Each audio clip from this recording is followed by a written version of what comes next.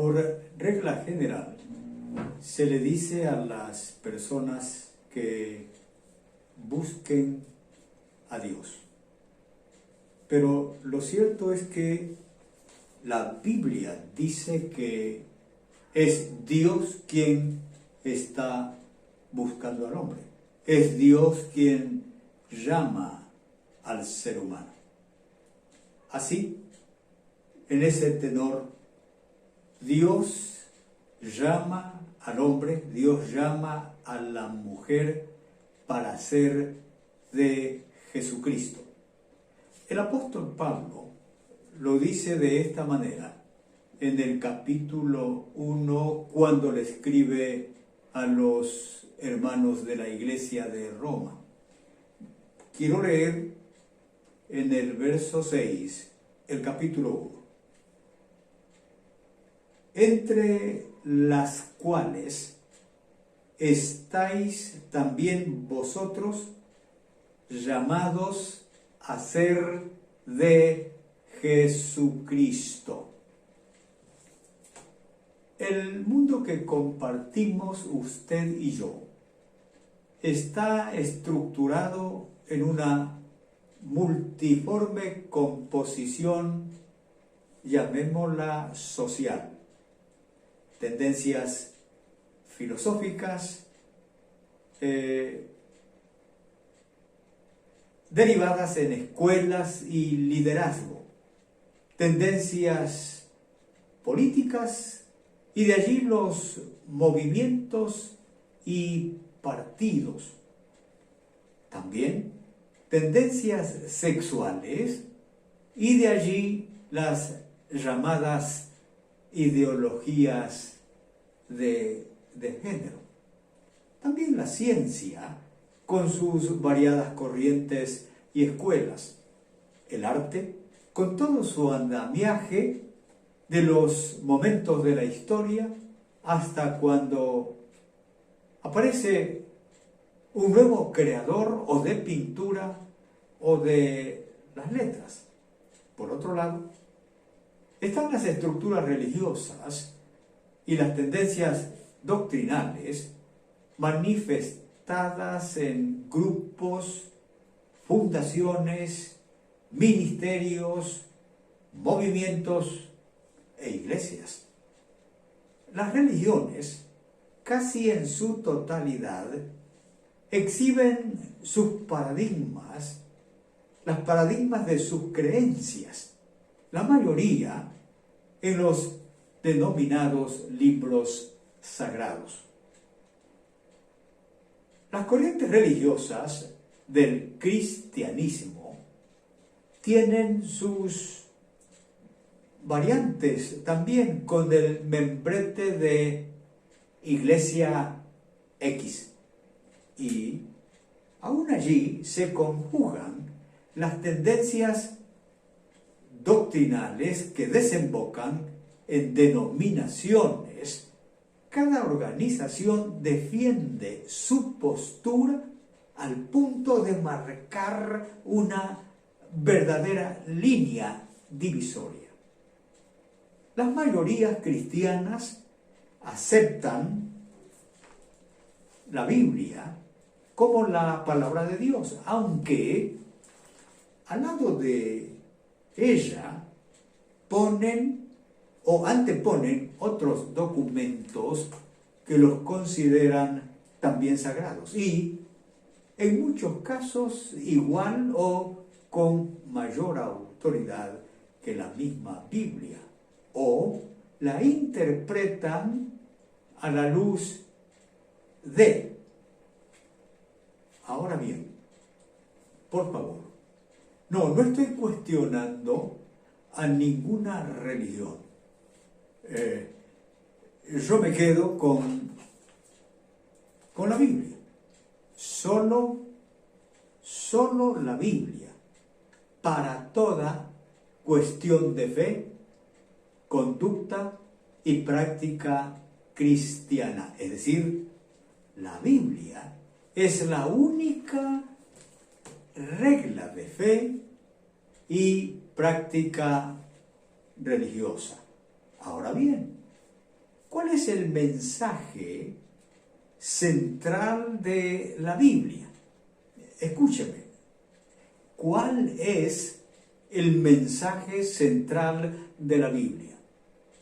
De la respuesta que alguien tenga a esta interrogante, depende mucho o todo el resultado de su eternidad. Debo decirle que el mensaje central de la Biblia es la persona de Jesucristo. Hablando del Antiguo Testamento, desde Génesis hasta Malaquías, resalta la persona de Jesucristo, en figura, en profecía y en mensaje, en palabra, hasta el cumplimiento de la profecía allá en Belén de Judá. El Nuevo Testamento, hasta el libro de Apocalipsis, el mensaje se centra en la sublime persona de Jesucristo presentado de este modo, como el Salvador, el Mesías, el Rey, el testigo fiel, el primogénito de los muertos, el soberano de los reyes de la tierra, el que nos amó, el que viene con las nubes por segunda vez, el alfa y la omega, el principio y el fin, el todopoderoso, el Señor y Dios. Le leo esta escritura en el libro de Apocalipsis, en el capítulo 1. Dice de esta manera, y voy a leerle desde el verso 5 hasta el verso 7.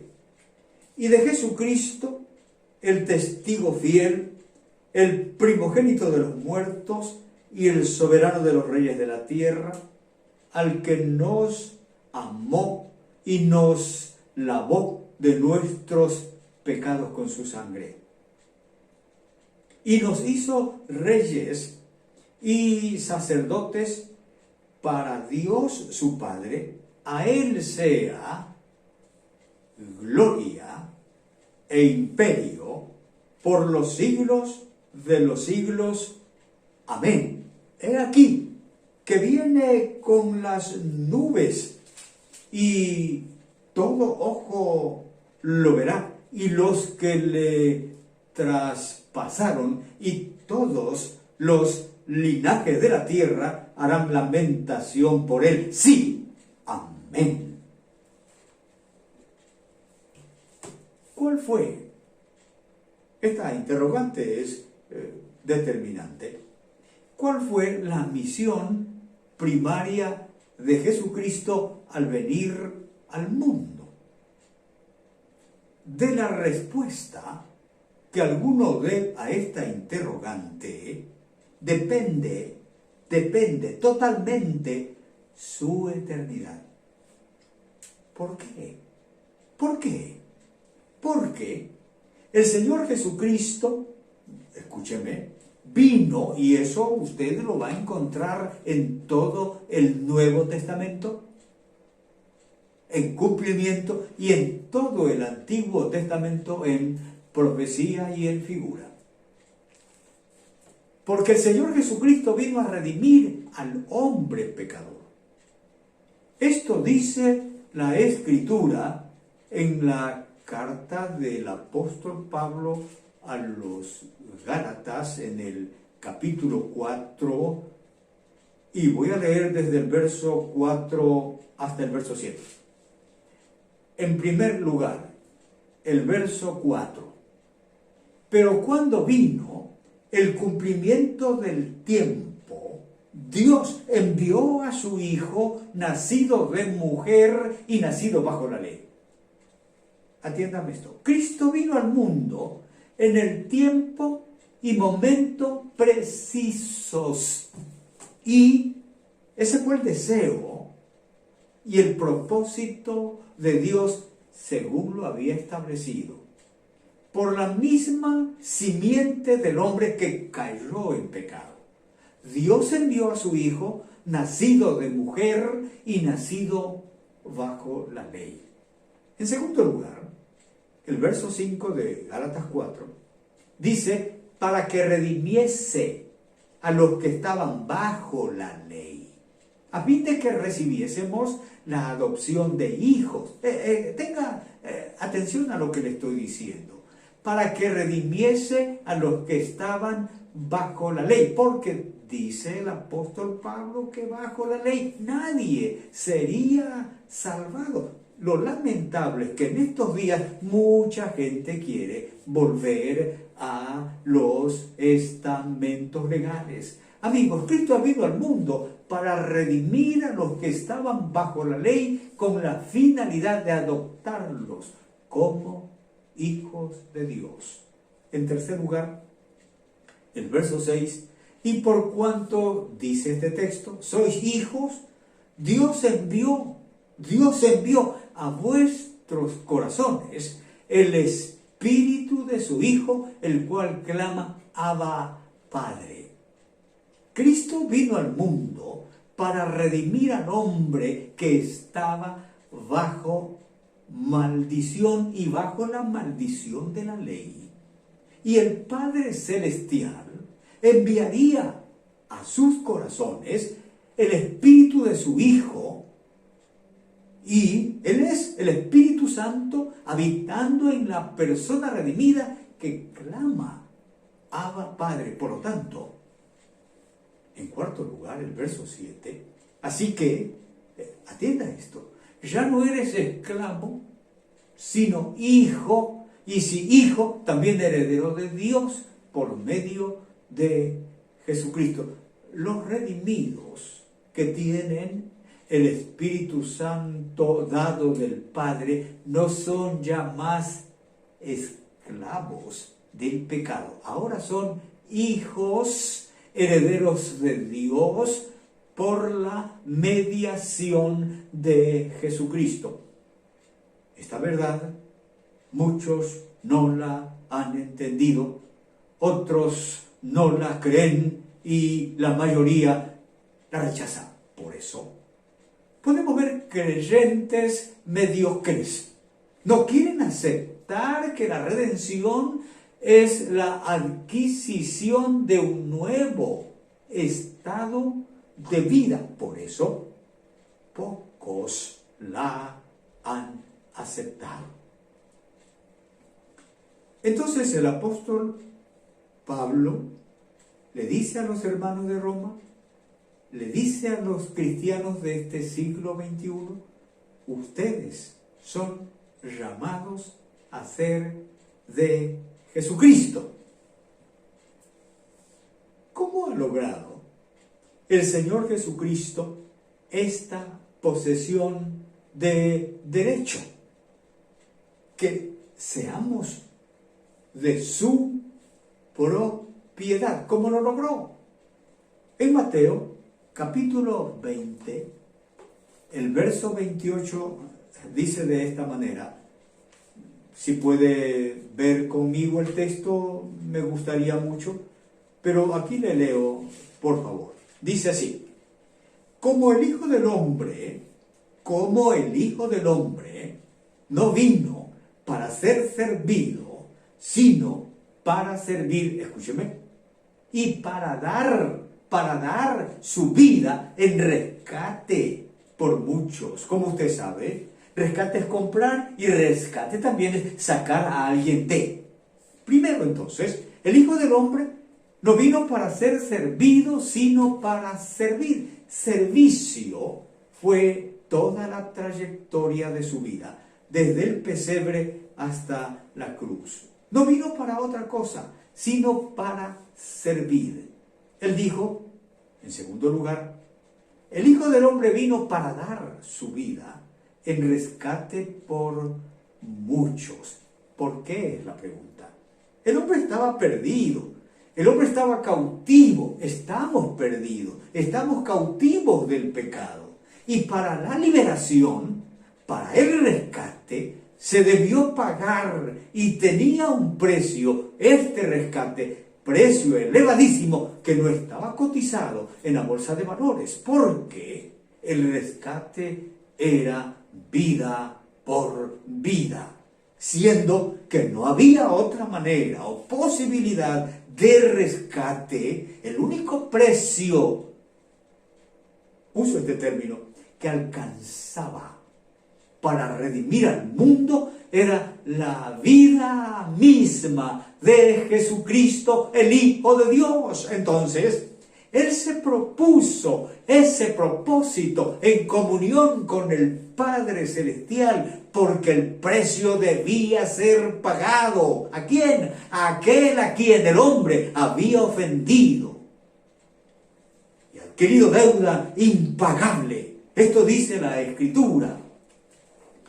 Escúchelo con atención. ¿Por qué? Hay un solo Dios y un solo mediador entre Dios y los hombres, Jesucristo hombre, el cual se dio a sí mismo en rescate por todos, de lo cual se dio testimonio a su debido tiempo. Tercero, porque hay un solo Dios. A este solo Dios se lo ha ofendido. Por eso, ese solo Dios requiere un solo mediador. El problema del pecado verdaderamente es con Dios. Por eso, el hombre verdaderamente está enemistado con Dios, mientras persista allí esclavo del pecado, siendo que el hombre mismo no puede acercarse a Dios para hacer, llamémoslo así, las paces, porque está destituido. El Señor Jesucristo asumió el rol de mediador, de puente entre Dios y los hombres, pagando el precio. Cuarto, el cual se dio a sí mismo en rescate por todos. ¿Para qué?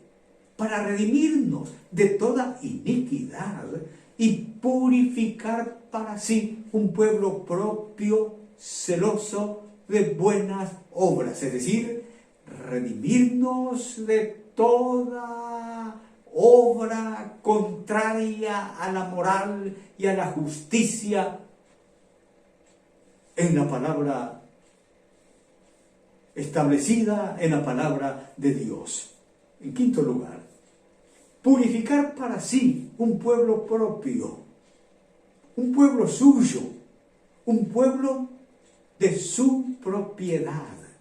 Esta verdad, amigos, debe dominar nuestras mentes, doblegar nuestra voluntad para marcar la gran diferencia, que ya no somos del mundo, tampoco nos pertenecemos a nosotros mismos para ser el subproducto de nuestros deseos. Somos propiedad de Jesucristo, un pueblo celoso de buenas obras, hombres celosos de buenas obras, mujeres celosas de buenas obras. Amigos, hermanos, siendo esta la realidad del hombre redimido, comprado, sacado del pecado, el creyente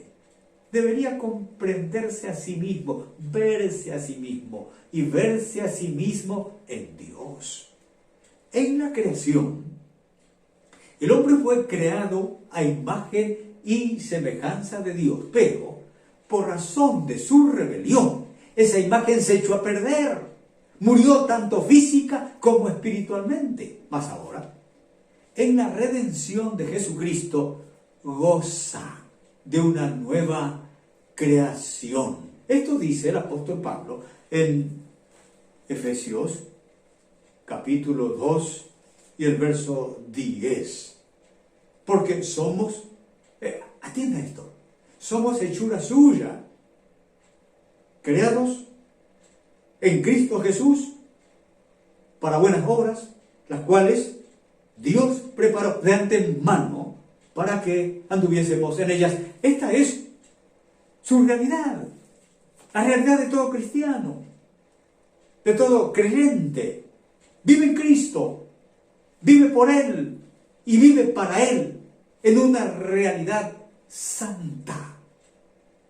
El apóstol Pedro, en su primera carta, en el capítulo 1, y el verso 4 y el verso 5, lo dice de esta manera elocuente, fehacientemente. Dice, para una herencia, ¡qué bello!